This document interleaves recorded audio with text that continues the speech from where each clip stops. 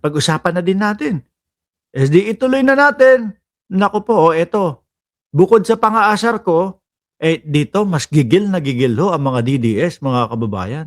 Bakit? Sige nito. Sige. Si Attorney Claire, mga DDS, si Attorney Claire Castro, chill na chill lang. Tingnan. Sandali, sakto naman yung pagkaka-post ko. Sakto yung pagkaka-post ko, mga kababayan.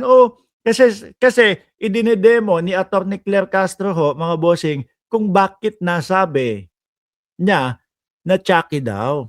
Di ba? Kung bakit nasabi na Chucky daw ho, mga bossing. Ganyan daw kasi may hawak na kape yata. Tapos nakagano, nagalit. No. Iyon pala yung pagbati.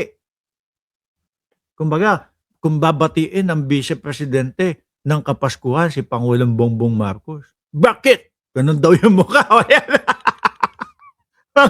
mga DDS, pakinggan nyo si Attorney Claire, ha? Tawag sa akin, Chucky's Bride. Chucky's Bride! Aminin nyo, napipikon kayo, mga DDS. No? Napipikon kayo doon sa Chucky. Di ba meron niyang isang abogado? Sorry. Di ba meron niyang isang abogado? Siguro nakalimot sa sarili. Appendix lang daw ang walang latay kay Attorney Claire Castro. Di ba? Hindi na dinuktungan, hindi na sumagot. Bakit? Kapag ka dinuktungan at sumagot pa, hahaba pa Di ba? Pero, huwag kayong mag-alala. Mukhang siseryosohin ni Attorney Claire Castro yung banta. Kasi pag sinabi mo ho, mga bossing, Chief Amo, sir, na pag sinabi mo na appendix lang ang walang latay, ibig sabihin, sasaktan mo yung tao. Yun ganun po yung mga pagbabanta di ba? Napipikon ho sila, mga boss. Yan, asaran lang po yan, Pero kapag sila, yung nangaasar, nako, grabe ho. Yung mga yan, ay nako, aabot pa sa punto na ipapanalangin na mamatay yung ibang tao. Yung mga DDS, kung maalala nyo, ano sabi nila kay Boying Remulla, kay Ombudsman? Gusto nilang mategi na, gusto nilang matigok na si Ombudsman Remulla. Pinake news nila ng pinake news. Mamaya, pag-uusapan natin yan. No? Kasi yung mga nag-post at yung mga nag-fake news nun, nako, mukhang ipapapasok sa kulungan. Diba? Kami nga kay dating Pangulong Duterte. Naiinis din kami, naaasar din kami. Dahil doon sa ginawa kung paano yung panunungkulan niya nung panahon niya. Diba? 2016 hanggang 2022. Pero, hindi namin ni minsan hindi namin ni minsan ipinanalangin na mamatay na si dating Pangulong Duterte. Hindi ho. Dahil alam namin, malapit na Sorry, iinom lang muna ako, Hindi, tayo mga kababayan, di ba hindi tayo umaabot sa puntong ganon? Pero yung mga DDS talagang mga nagsasabi, mamamatay na si Ombudsman Remulla, etc. Mamaya, kasunod natin. Dyan sa topic na yan, Champi Tuti. Tuloy. Saan ang galing yung kamukha ni Chucky? Ano ba yun, Sige nito. Sige.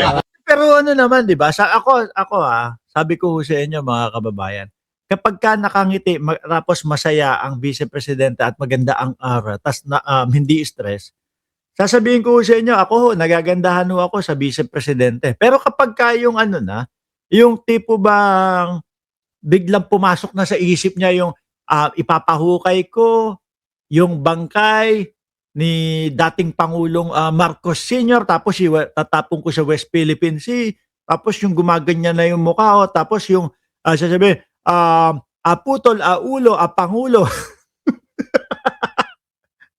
Lintik na mga preskon yun. Alam nyo, may isang bata. Akala ko yung bata, iniisip ko, yung mga 10 taong gulang, 12 anyos, yung pala bulbulin, ay yung yung pala yung bata eh makakagawa na ng anak. Oh, ganun kalaki na pala. Hinihingi daw yung relo. Yan. Hindi daw binigay ng pangulo. No, hindi daw binigay. Gusto kong putulin yung ulo niya. Parang ganun. Oh, yun na. Doon na po nagmumukhang Chucky ang vice presidente natin, mga kababayan. Para ho sa akin, ulitin ko, pagsasama ang loob ninyo, mga DDS, isa din ako sa nagagandahan sa Pangulo. No? Hindi, para naman matuwa sa akin yung mga DDS. Isa din ako sa nagagandahan sa vice presidente. No? Pero kapag kayong talagang may kasigurahan, shout out, kapag kaho yung nagagalit na, nabubisit na, nalalamukot na yung muka, medyo may pagka-Chucky nga ho. Tuloy natin si Atty. Claire. At that time, kasi napakinggan ko si Vice Presidente na sabi niya ganito ito yung tumbler niya, di ba? Tumbler na tawag. Niya. Tatanong siya kung babati niya si Pangulo ng itong Pasko. Ay, Pasko, Ano, Pasko. Yan. Stoy! Mga uto-uto, pumokus kayo kay Atty. Claire. Bubisitin kayo eh. Mga uto-uto, alam ko, nandiyan kayo. Mag-comment lang kayo na mag-comment. Dito sa vlog na ito at dito sa live na ito, libre ang mag-comment ng mga Class C na mga uto-uto. Okay, Atty. Claire. Kapatid, Merry Christmas, sabi niya. Bakit? Hindi naman mababago ang kanyang ugali kung babatiin ko siya. Yan tingnan nyo. At hindi naman magbabago yung aking ugali. Tapos, bigla siyang, gumanon kasi siya. Yun daw yung mukha. Mga DDS, tingnan nyo, ganun daw yung mukha. No? Ng Vice Presidente, sumangot na ganun. No? Gumanon. Sabi ko, doon sa vlog ko, ito vlog yun, di press briefing yun. Sabi ko, iba yung sinabi niya sa kanyang mensahe. Napachaki Na kapag ang puso ay mapagpatawad, ay, ang puso ay may papasa sa pa yun. No? Ewan ko ba dito sa mga DDS? Ewan ko sa mga Duterte. Busog. Di ba?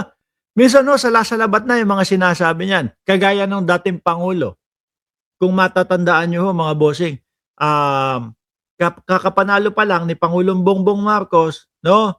At siguro nabalitaan nila na doon sa Davao mamimigay ng titulo para doon sa mga magsasaka, tapos naayos na o tapos na yung patubig para sa mga magsasaka, tapos yung mga kalsada daanan nila okay na din, may inauguration kinabukasan. Kaya yung unang-unang mautog nila, doon po nag-umpisa yon mga bossing No?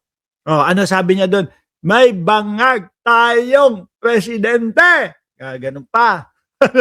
Ano? May bangag tayong presidente. No? After ng ilang oras, dinagdag pa nila, sabi, si Bongbong Marcos, nasa listahan ng PDEA. Sagot agad yung PDEA. Wala pong katotohanan yon. So, plak. Kinabukasan, mga bossing, ano sabi ng dating Pangulong Duterte? Wala akong sinabi na gumagamit ng pinagbabawal na gamot. Si Marcos, baka patayin ako niyan. Halatang kinekengkoy na lang kayo eh. Di ba? Halatang inuuto na lang kayo, mga DDS eh.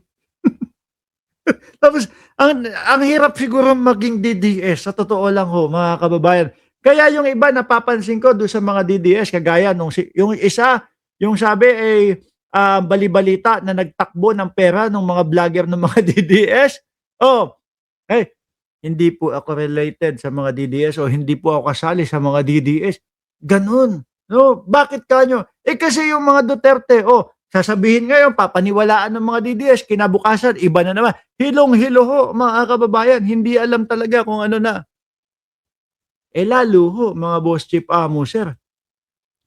Pagka nalaman ng mga DDS ito,